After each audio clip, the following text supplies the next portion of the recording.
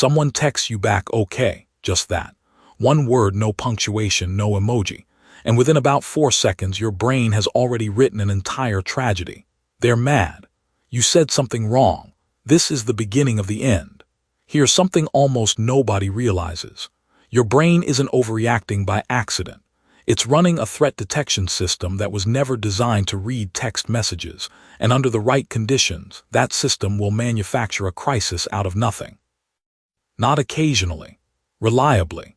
This is the story of why 2 letters and an K can hijack your entire nervous system, the hidden mechanism behind it, and why the harder you try to figure it out, the worse it actually gets.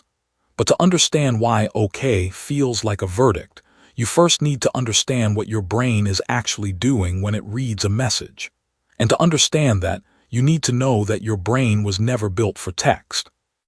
Because most people assume the problem is the word itself. It's not. Not exactly.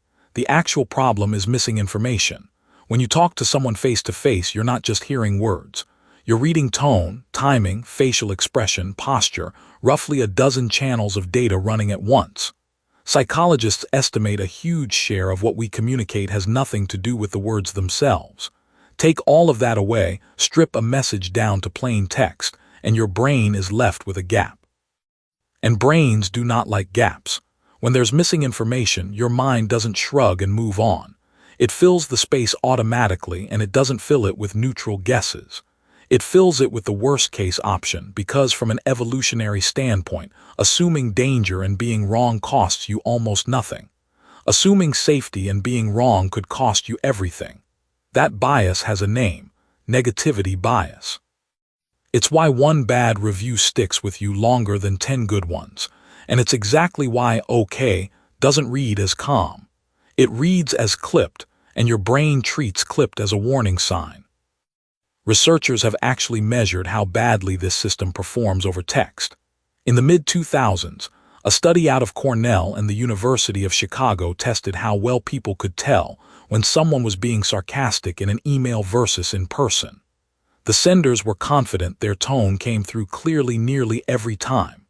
The receivers, reading the exact same messages, correctly identified the intended tone barely more often than a coin flip. The senders overestimated how obvious their meaning was, and the readers were left guessing, and guessing wrong. That gap between what someone means and what a screen actually delivers is where overthinking is born. It isn't a flaw in you specifically. It's a documented, measurable failure point in the format itself. So what is actually happening inside your head in that moment? Here's the number that matters.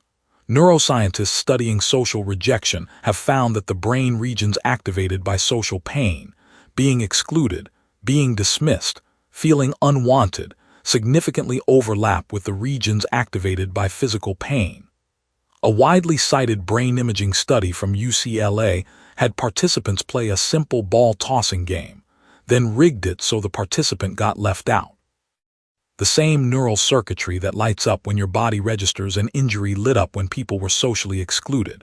Your brain, in a very real sense, does not fully distinguish between a slammed door and a cold text message. Both register as a hit, and once that circuitry activates, your body responds the way it would to any threat. Heart rate ticks up. Cortisol releases. Your attention narrows and locks onto the one thing it now considers dangerous, that single word on your screen. You are not being dramatic. You are having a genuine, physiological alarm response to an ambiguous stimulus your brain has decided to treat as a predator. And this is where the checking comes in. When people feel that alarm, the instinct is to resolve it. Reread the message. Check when they were last online. Analyze the punctuation. Ask a friend to interpret it. It feels like problem solving. It is not. Each time you reread an ambiguous message trying to extract certainty from it, you are pulling from a well that has no water in it, because the information you're searching for was never encoded in the text in the first place. There is no hidden tone buried in the letter K. There's only the tone you're generating internally and projecting onto it.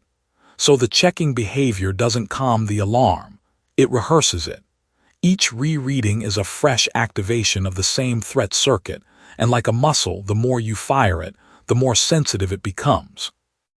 This is the same reinforcement loop researchers see in clinical anxiety. Reassurance-seeking feels like relief in the moment, but strengthens the exact anxious pathway it was meant to shut down.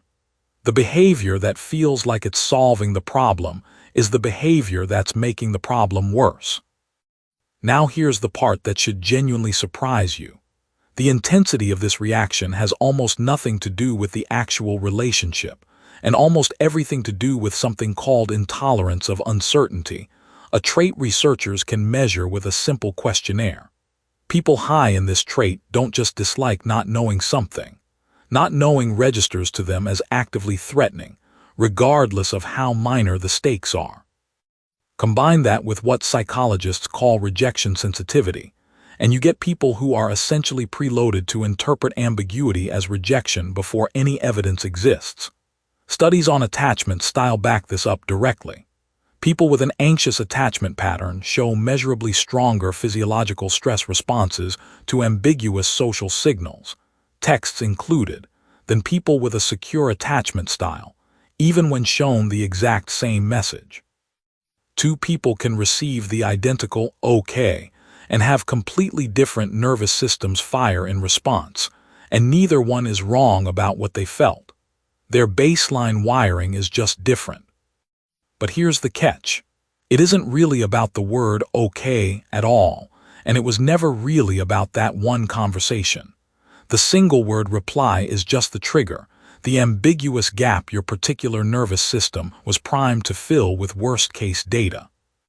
The actual mechanism is a brain running an outdated threat detection algorithm on a modern format it was never built to read, layered with a bias toward catastrophe, and reinforced every single time you reread the message looking for an answer that was never written down. And unlike the messages themselves, the pattern doesn't stop at any specific relationship. It shows up with your boss, your parents, someone you just started dating because the trigger isn't the person. It's the blank space. And there's a final twist that makes the whole thing worse in the moment you least expect it. The people most prone to this spiral are often the ones who care the most, not the least. High empathy and high relational investment correlate with higher rejection sensitivity because the stakes feel real to you precisely because the relationship matters. The indifferent person doesn't reread the text. They don't feel the alarm because there's nothing on the line for them. So the spiral isn't a sign that something is wrong with you or that you're bad at relationships. If anything, it's a side effect of caring enough that your nervous system treats the ambiguity as worth defending against. The tragedy is that the system built to protect the relationship is the same system quietly convincing you the relationship is already over, based on nothing but a missing exclamation point. So next time your phone buzzes and all you get back is "okay," and your chest tightens and your thumb hovers over their name again, now you know what's actually happening. It isn't the word. It's a threat system built for tigers and cliffs, doing its best with a font.